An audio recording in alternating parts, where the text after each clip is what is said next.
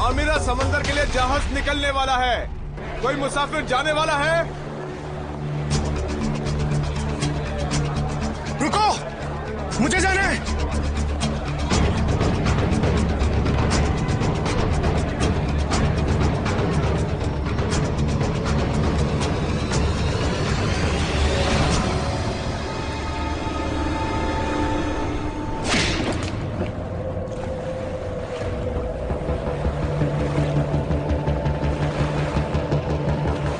आप अकेले ही हैं जास्पर?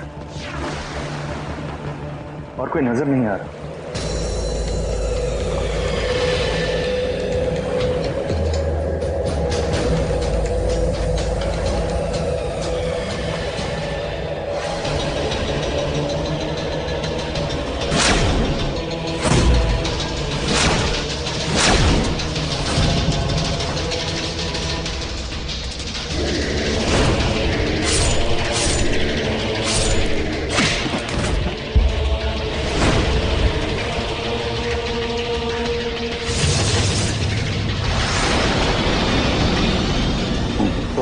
मेरे गुलाम तेरे स्वागत के लिए।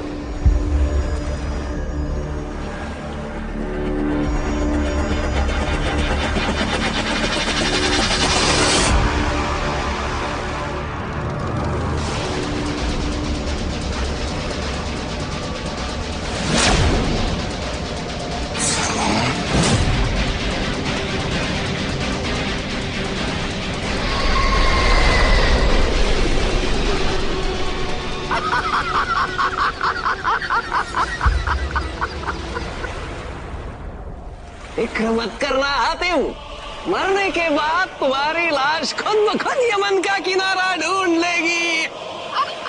तुझको वो कड़ी, वो तलवार नहीं तोड़नी चाहिए थी हातिम। कोई अपनी मौत को इस तरह दावत देता है क्या? मैंने वो तलवार तुम तक पहुंचने के लिए नहीं तोड़ी जरगा, बल्कि इसलिए तोड़ी क्योंकि मुझे उसकी जरूरत ही नहीं। तुम्हारे लिए मैं अकेला ही काफी हूं। और फिर मेरे अपनों की दुआएं, मेरे पक्के इरादे मेरे साथ। लगता है तेरी तालीम भी अच्छी तरह से नहीं हुई। तुझे ये नहीं पता कि सीधा होने में और बेवकूफ होने में ज्यादा फर्क नहीं होता। याद है वादिये बबूनिया, मैं तेरे सामने खड़ा था और तू मुझे पहचान भी नहीं पाया और मेरे जाल में फंस गया। और मैंने तुझे सुमेर जाने को कहा और वहां के लोग तेरे खून के प्यासे हो गए।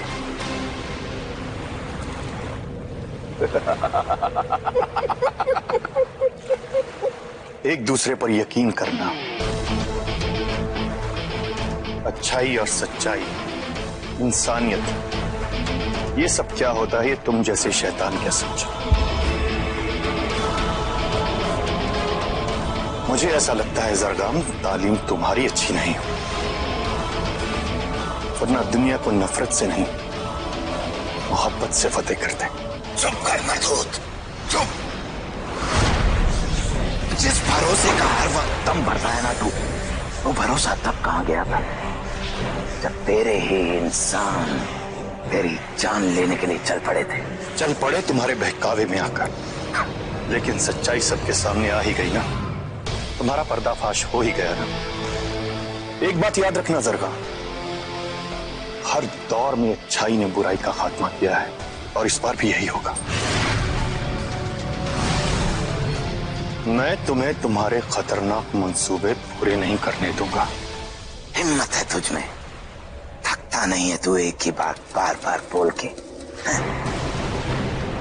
तुझे अभी बताता हूं।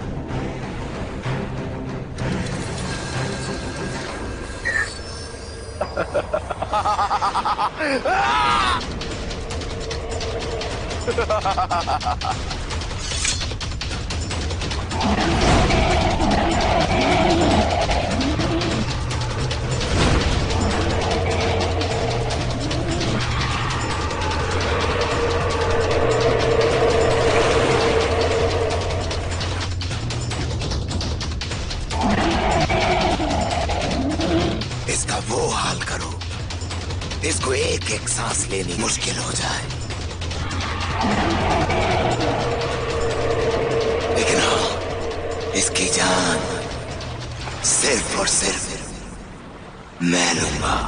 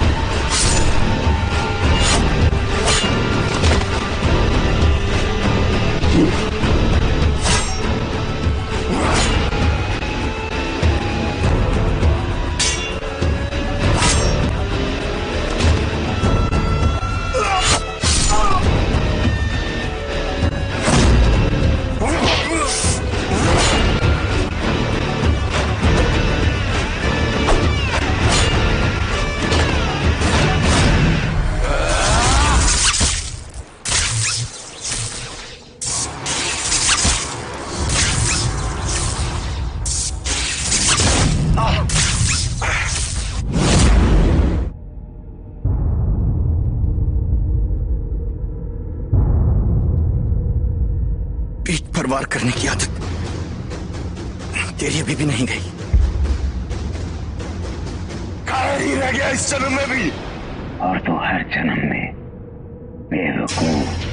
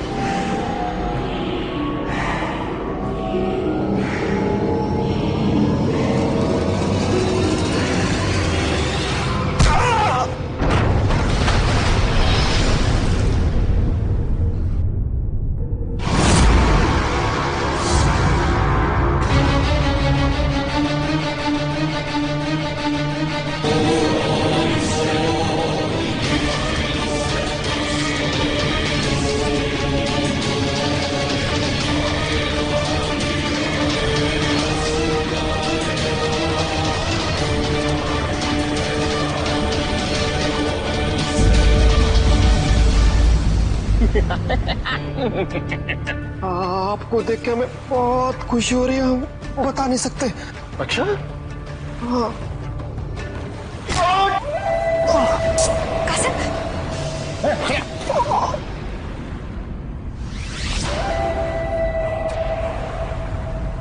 लेकिन असली खुशी तो जलान को हो रही है, क्योंकि जलान को तुझसे कुछ पुराना हिसाब किताब जो चुकता करना है, बोल, डूब के मरेगा या भूख से मरेगा? तुम इसे क्यों मारना चाहते हो? छोड़ दो इसे। आहा, समंदर में बवंडर। कासिम, तूने बताया नहीं कि तेरी एक दोस्त भी है, और वो भी इतनी प्यारी। कासिम, तू इसको जलान और अपने हिसाब किताब के बारे में, जल परी के बारे में नहीं बताएगा? बोल।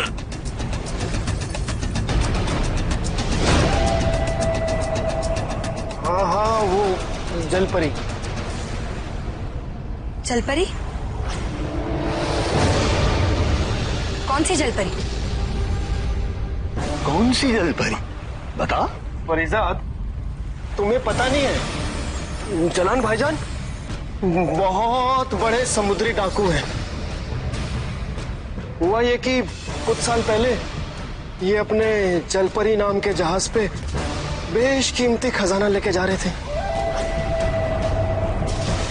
क्या हीरे, क्या जवाहरात, सब कुछ था उस खजाने में, सब कुछ।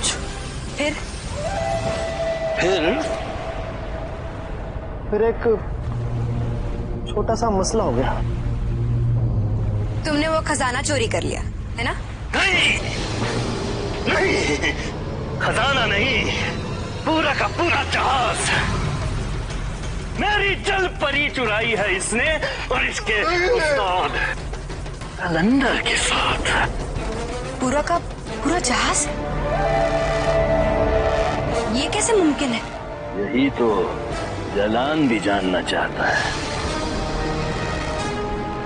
कि कैसे, आखिर कैसे इतना बड़ा जहाज इतने बड़े समंदर में अचानक क्यों गायब हो गया। और फिर एक दिन जलान को पता चलता है कि उसका खजाना कलंदर बेच रहा है। कलंदर।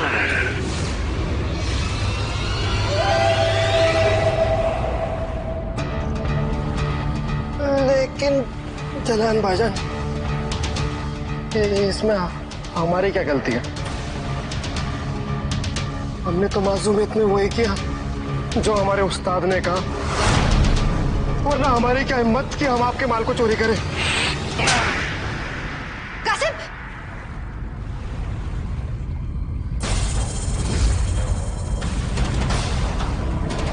मासूम और तू? शुक्र मना कि जलान ने अभी तक अपने दाएं हाथ का इस्तेमाल नहीं किया है। ये देख, तेरी और तेरे उस्ताद की वजह से जलान का क्या हाल हो गया है। कर्जदारों ने जलान का हाथ काट दिया। न जाने कितने सालों से जलान हाथ की जगह तलवार लिए समंदर के गोते खा रहा है। ना किसी शहर में कदम रख सकता है और ना किसी जगह अपना ठिकाना बना सकता है। इसकी भरपाई तो तुझे करनी ही होगी। तुझे जलान के लिए एक बहुत बड़ा हाथ मारना होगा। जल परियों की दुनिया से उनका खजाना लूट कर लाना होगा। तूने जलान की जलपरी को चुराया था ना, अब तुझे असली जलपरियों से भिड़ना होगा।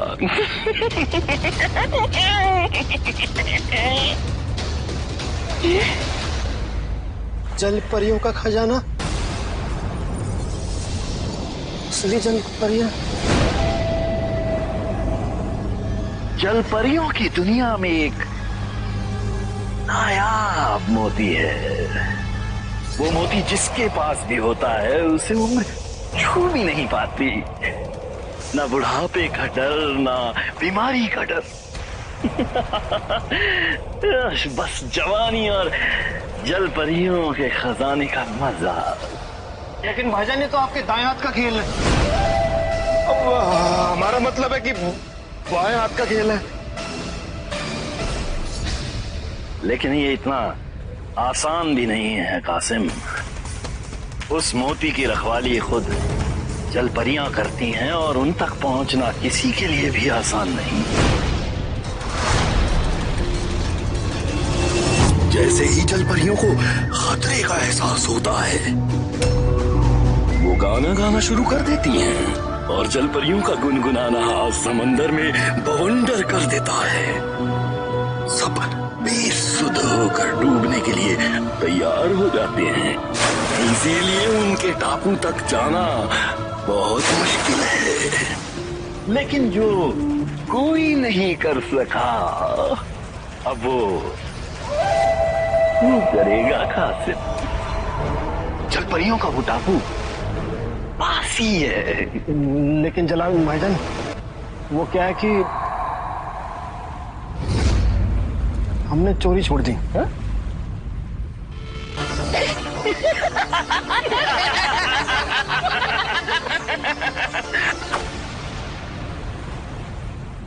क्या कहा तूने? जलाल को ठीक से सुना ही नहीं दिया। तूने चोरी छोड़ दी है कासिम, लेकिन जलाल ने अब तक मारना नहीं छोड़ा। इसे कुछ मत करना। अच्छा, तेरे पास अब बस 8 घंटे हैं। अगर तू उस 8 घंटे में वापस न लौटा तो मैं तेरी इस हुस्न परी के छोटे छोटे छोटे छोटे छोटे छोटे टुकड़े करके मछलियों को खिला दूंगा। लेकिन जलाल भाईजान हम वहां अकेले जाएंगे कैसे? मैं बताता हूं। इसकी तलवार ले लो और इसे समंदर में फेंक दो।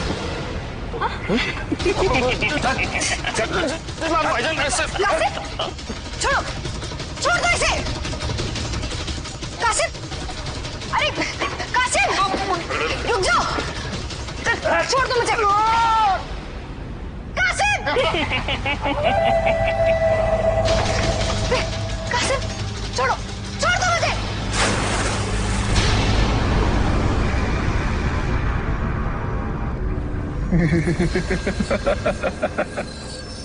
इतनी आसानी से मैं तुझे नहीं मरने दूंगा हातिम। मैं जानता हूं तो बहुत ताकतवर है। उठाओ इसे।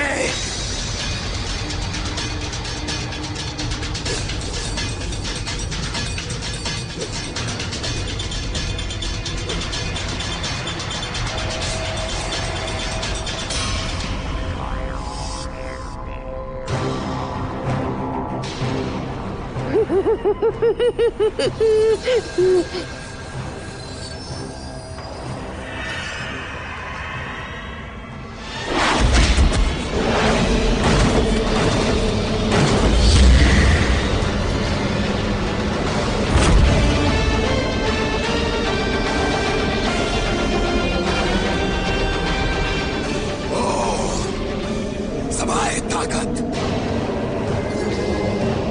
तू समझता है कि तू अपनी इन ताकतों से मुझे हरा पाएगा? ये तेरी बेवकूफी है हातिम। अभी तुझे अंदाजा भी नहीं है सरगाम की ताकतों का। देखना चाहता है मेरी ताकत? तो देख।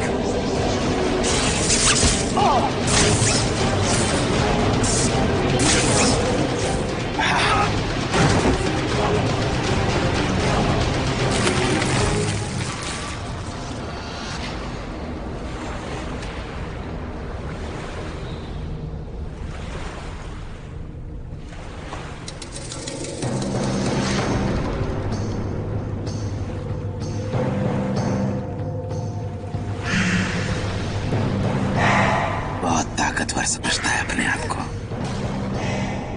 लेकिन आज तेरी कोई भी ताकत मेरा कुछ नहीं बिगाड़ पाएगी।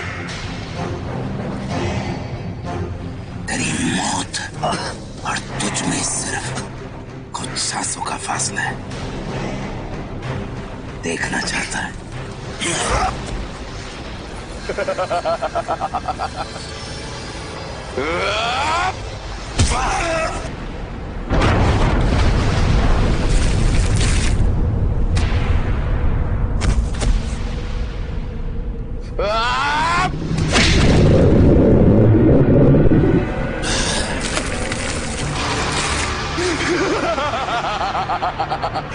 इतना सुकून आज से पहले मुझे कभी नहीं मिला लाका। खत्म कर दीजिए, खत्म कर दीजिए मेरे आका। अपने दुश्मन को हमेशा हमेशा के लिए खत्म कर दीजिए, नामो निशान मिटा दीजिए इसका।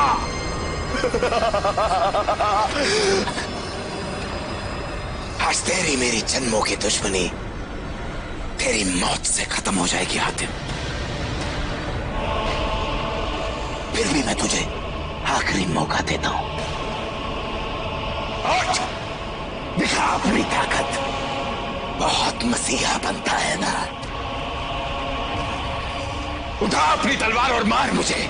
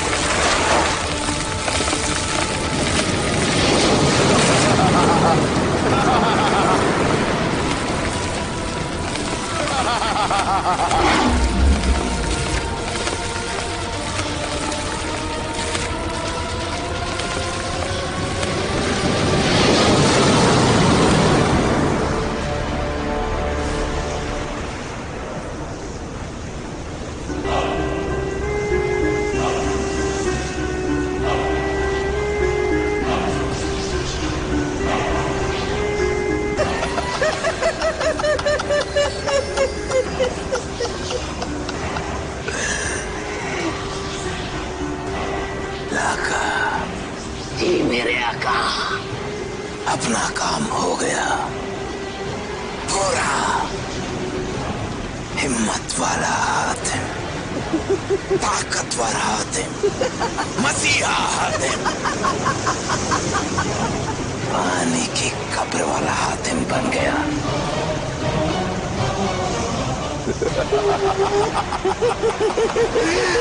कोई कंधा देने वाला भी नसीब नहीं हुआ उसे। लाका, जी मेरे आका। उस हातिम की लाश लेकर आ। मुझे उस हातिम की मनहूस लाश देखनी है। जो हुक्म मेरे आका।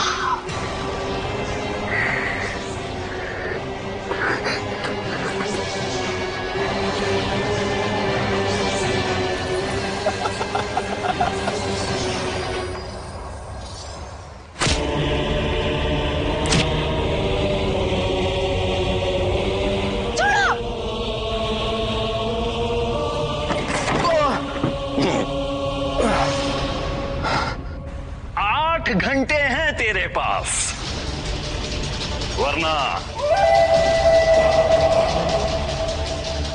याद रखना।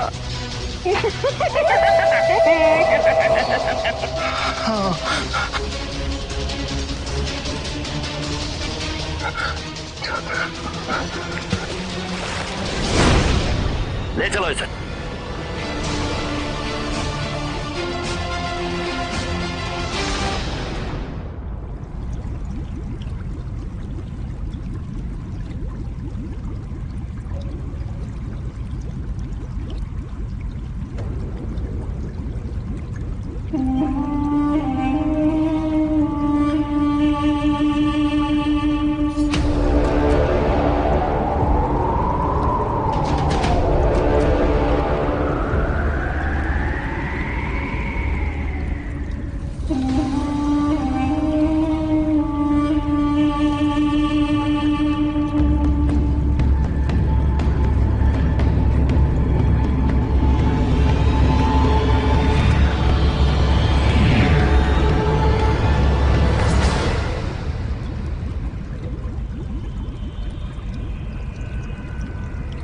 आज के बाद तुम्हारे जख्म खुद ब खुद भर जाएंगे।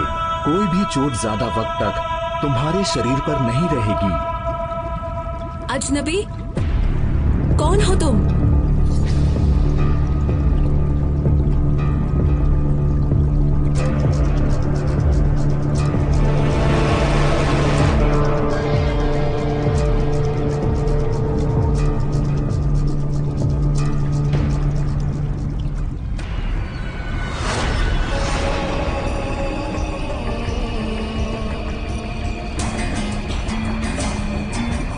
तुम जलपरी हो? हाँ, हम आशमा है, जलपरियों की मलिका। हमें इस जाल में कैद कर दिया गया है।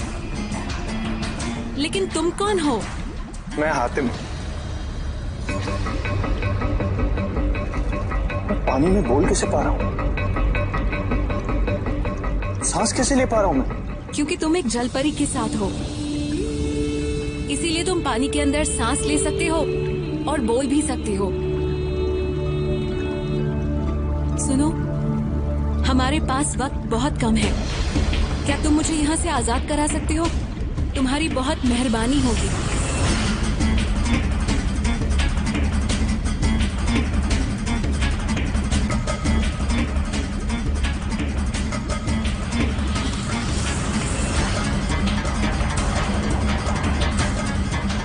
तुम्हें कैद किसने किया है और क्यों?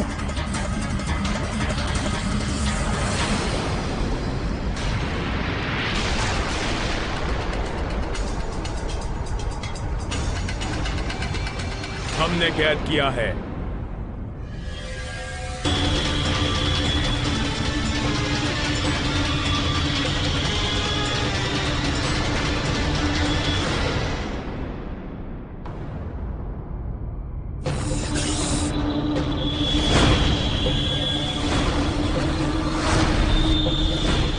हमने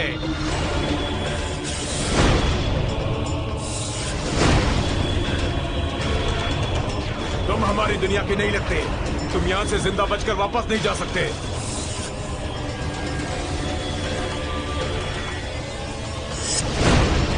अपने पंख इस पिंजरे से दूर रखो, कहीं पंखों से इनका जाल कट ना जाए। इसे कोई भी सजा देने से पहले हमें हमारे राजा का इंतजार करना चाहिए।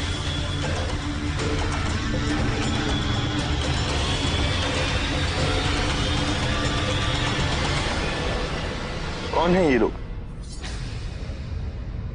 इन्होंने आपको कैद क्यों किया है? अश्कार के जादुई मोती के लिए, जिसकी वजह से लोग बार बार हम जलपरियों पर हमला करते आ रहे हैं। लेकिन हम उस मोती की हिफाजत अपनी जान देकर भी करेंगे। आपको जान देने की कोई जरूरत नहीं। इससे पहले हम यहाँ से निकल जाएंगे। पर कैसे? इस जाल से आजाद होना इतना आसान नहीं है। ना तो इसे तोड़ा जा सकता है और ना ही काटा जा सकता है।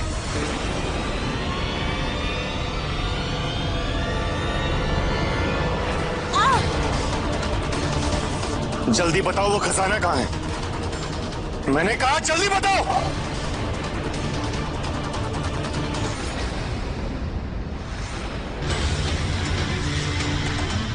अरे कोई कुछ करो, हम इसे मरने नहीं दे सकते। अरे यही तो हमारे खजाने की चाबी है।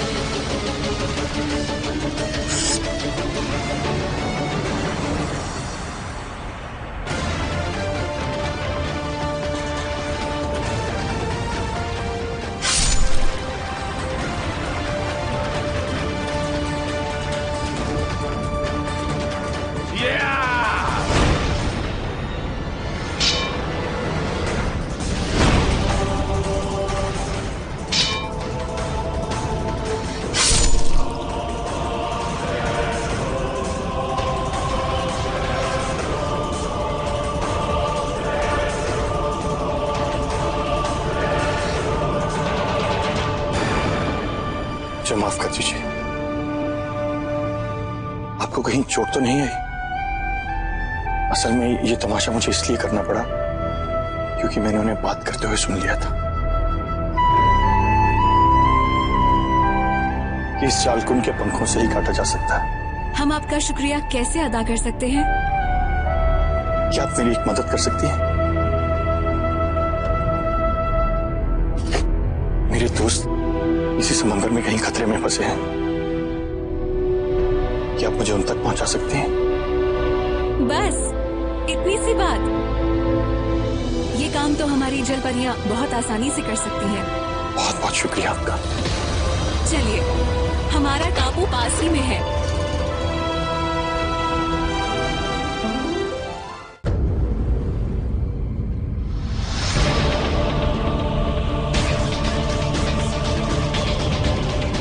ये उस्ताद ने हमें कहां फंसा दिया।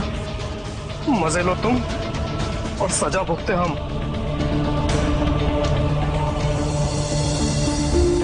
जैसे ही जल परियों को खतरे का एहसास होता है, वो गाना गाना शुरू कर देती हैं और जल परियों का गुनगुनाना समंदर में बवंडर कर देता है। सब बेसुध होकर डूबने के लिए तैयार हो जाते हैं।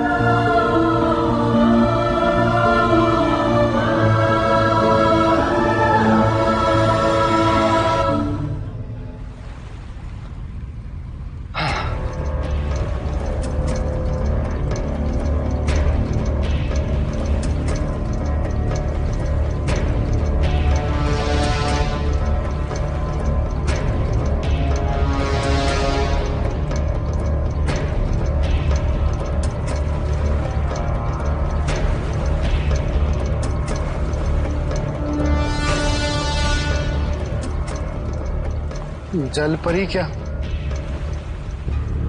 यहाँ तो कोई परिंदा भी दिखाई नहीं दे रहा। ऊपर वाले बचा ले।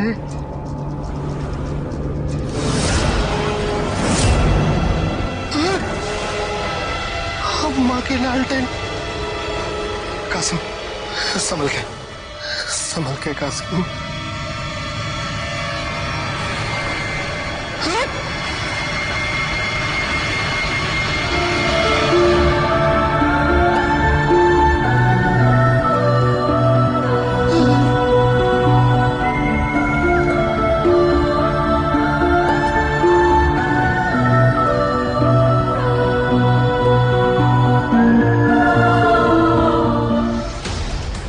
बिनबुलाए मेहमान का क्या करे जीनत?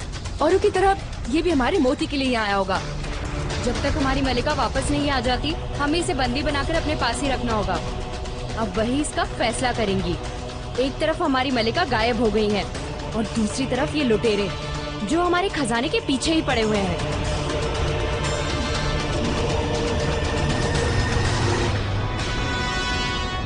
मुझे तो पहले से ही शक था कुछ गड़बड़ है, इसीलिए तो इस पर हमारे गाने का असर नहीं हो रहा था। कसम से कह रहे हमने कुछ नहीं किया। ये बड़ा शातिर है। तेरी बात मानो जीनत, हमें अभी इसी वक्त इसे खत्म कर देना चाहिए। नहीं, कैसी बात कर रही हो? पता नहीं जोया, इसे मारना ठीक होगा कि नहीं। जीनत भी बिल्कुल ठीक कह रही है। हमें मारने का क्या फायदा? हम यहाँ अपनी मर्जी से नहीं आए, बल्कि हमें जबरदस्ती भेजा गया है।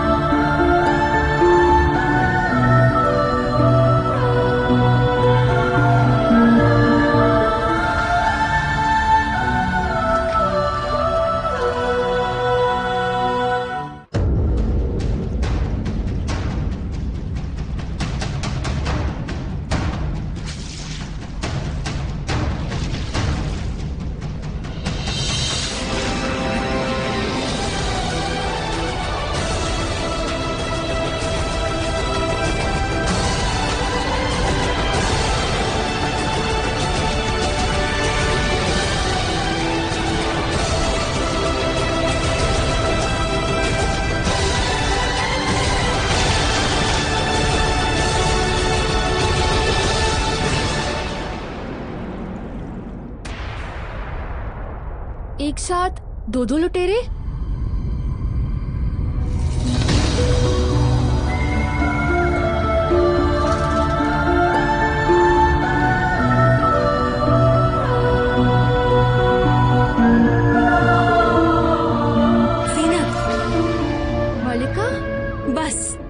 बंद करो ये गाना।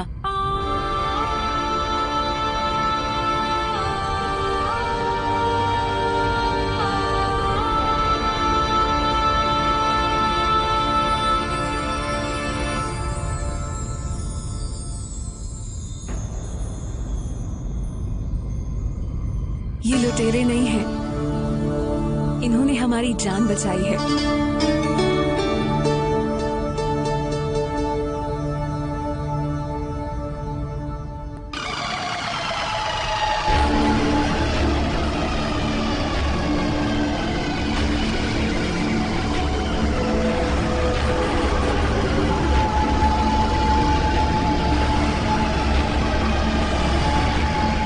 किसने किया ये सब? कहाँ है वो?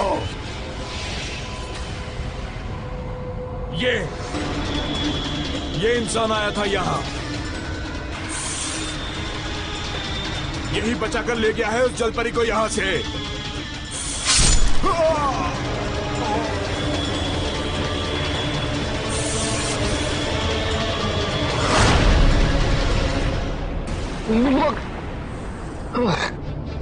कासिम, कासिम,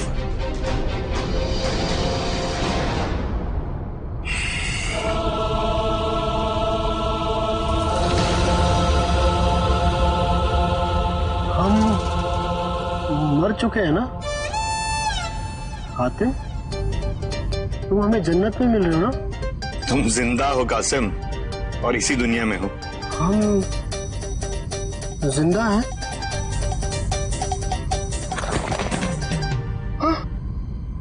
हम जिंदा हैं। चलो उठो, उठो।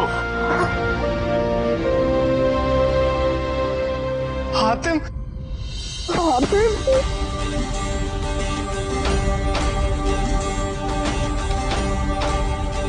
कैसे हो तुम? और यहाँ कैसे आए? वो एक लंबी कहानी है। रिजात कहाँ है? रिजात?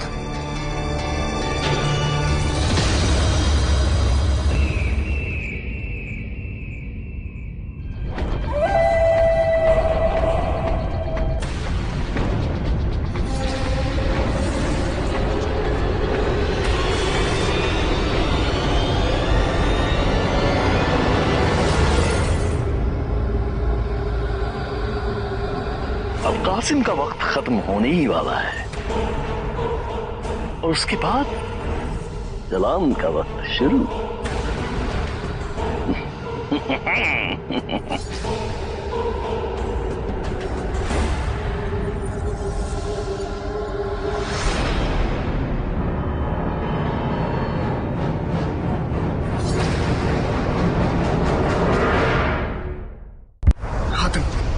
हमें जल्दी से परिजात को बचाना होगा। इस वक्त जलान का जहाज कहाँ होगा? हम तो यमन जाने के लिए उस जहाज पे निकले थे, लेकिन अब वो कहाँ है ये हमें नहीं पता।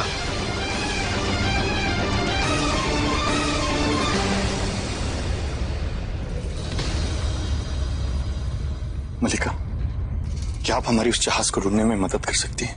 हमने कहा ना, हमारी जलपरियां दुनिया के किसी भी समंदर से पता लगा सकती है। बहुत बहुत शुक्रिया मलिका। हातिम, तुम यहाँ पहुंचे कैसे? क्या तुम्हें कोहिनूर का पता चल गया? लेकिन तुम तो यमन में थे ना? हाँ कासिम, यमन में एक बहुत बड़ी मुसीबत आई, लेकिन वहां अब सब ठीक है। वहां मुझे अपने 5वें सवाल का जवाब नहीं मिला। हाँ, अब मुझे अपने 6ठे सवाल मुर्गाबी के अंडे समान मोती का जवाब ढूंढना है।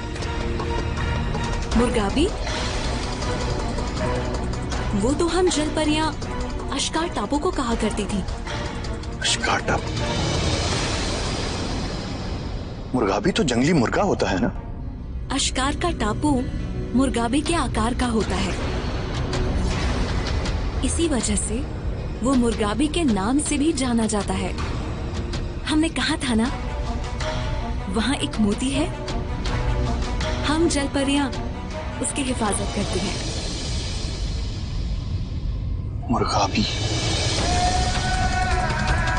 अशकार, अंडे समान मोती, यानी अशकार का मोती। इसका मतलब मेरी अगली मंजिल अशकार है। आपको मेरी एक और मदद करनी होगी। आप मुझे अशकार जाने का रास्ता बता सकती हैं? मैं अपनी दोस्त को बचाकर सीधा शिकार निकल जाऊंगा। नहीं हातिम, आप वहां नहीं जा सकते, क्योंकि अब ऐसा कोई टापू रहा ही नहीं।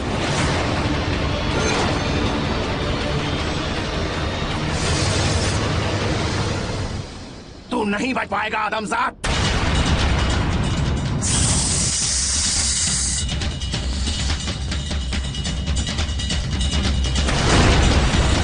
अगर कासिम वक्त पर नहीं आया तो ये परिंदा मेरी जान ले लेगा।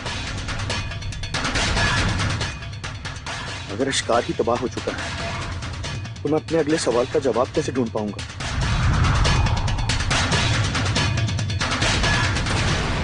आका हातिम अभी भी जिंदा है। जाओ मेरे गुलामों, पर कहर बन के बरसो उन इंसानों पे जो उस हातिम को मसीहा समझते हैं। सरखान के सर पर पूरी दुनिया को खत्म करने का जुनून सवार हो चुका है। वक्त आ गया है अपने उस आखिरी हथियार जुल्म तबाही को तैयार करने का। सरखान ने जुल्म तबाही को जगाने की तैयारी शुरू कर दी है। अगर इसे उसने दुनिया पे छोड़ दिया तो दुनिया की तबाही पक्की।